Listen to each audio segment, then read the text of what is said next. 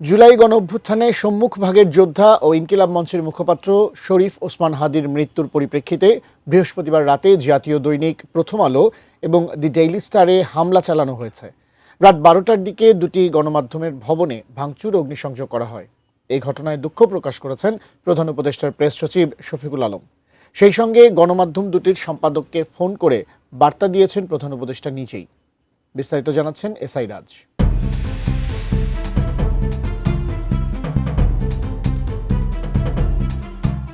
সব চেষ্টা বিফল। ইহকালের মায়া ত্যাগ করে পরপারে পাড়ি জমিয়েছেন ২৪-এর গণ আন্দোলনের অন্যতম যোদ্ধা ও ইনকিলাব মঞ্চের আহ্বায়ক শরীফ ওসমান হাদি। বৃহস্পতিবার বাংলাদেশ সময় রাত ৯টা ৪৫ মিনিটে মৃত্যুবরণ করেন তিনি। সেই সাথে হাদি হত্যার বিচার দাবিতে বিক্ষোভে ফেটে পড়ে তার ভক্ত অনুকূল।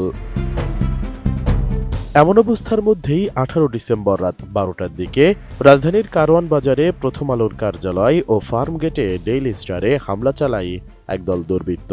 অগ্নিসংযোগ, ভাঙচুর, লুটপাট করা হয় প্রথম আলো ও ডেইলি স্টার কার্যালয়ে।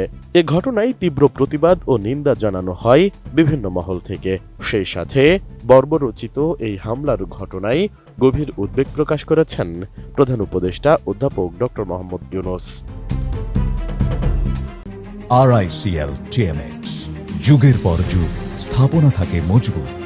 শুক্রবার তিনি পত্রিকা দুইটির সম্পাদক মতিউর রহমান ও মাহফুজ আনামের সঙ্গে টেলিফোনে কথা বলেছেন। প্রধান উপদেষ্টার প্রেস উইংয়ের ফেসবুক পেজ থেকে এই ফোন আলাপের বিষয়টি নিশ্চিত করা হয়েছে।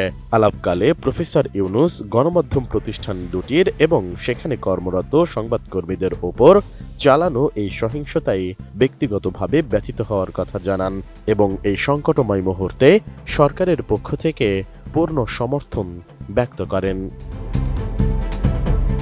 ফোন আলাপের সময় প্রধান উপদেষ্টা দুই সম্পাদককে সান্ত্বনা দিয়ে বলেন, এ ধরনের হামলা কেবল দুটি প্রতিষ্ঠানের ওপর নয়, বরং এটি দেশের সামগ্রিক স্বাধীন গণমাধ্যমের ওপর আক্রমণের শামিল। তিনি স্পষ্ট ভাষায় জানান, গণতান্ত্রিক অগ্রযাত্রা এবং স্বাধীন সাংবাদিকতার পথে এ ধরনের ঘটনা বিরাট অন্তরায় সৃষ্টি করে। ফোনালাপে প্রধান উপদেষ্টা বলেন, সংবাদপত্রের কার্যালয়ে আগুন ও ভাঙচুরের মতো অনাকাঙ্ক্ষিত ঘটনাগুলো সুস্থ গণতন্ত্রের জন্য কখনোই কাম্য হতে পারে না। এই দুঃসময়ে প্রথম আলো ও ডেইলি স্টারের পাশে থেকে সব ধরনের সহযোগিতা প্রদানের অঙ্গীকার করেন ডক্টর মোহাম্মদ ইউনূস।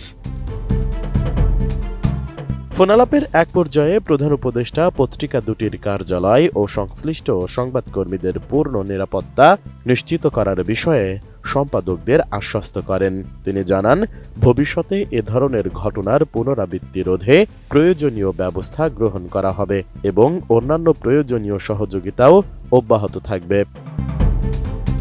একই সঙ্গে খুব দ্রুতই এই দুই সম্পাদকের সঙ্গে ব্যক্তিগতভাবে সাক্ষাৎ করবেন বলেও প্রফেসর মোহাম্মদ ইউনূস তার কথোপকথনে উল্লেখ করেন।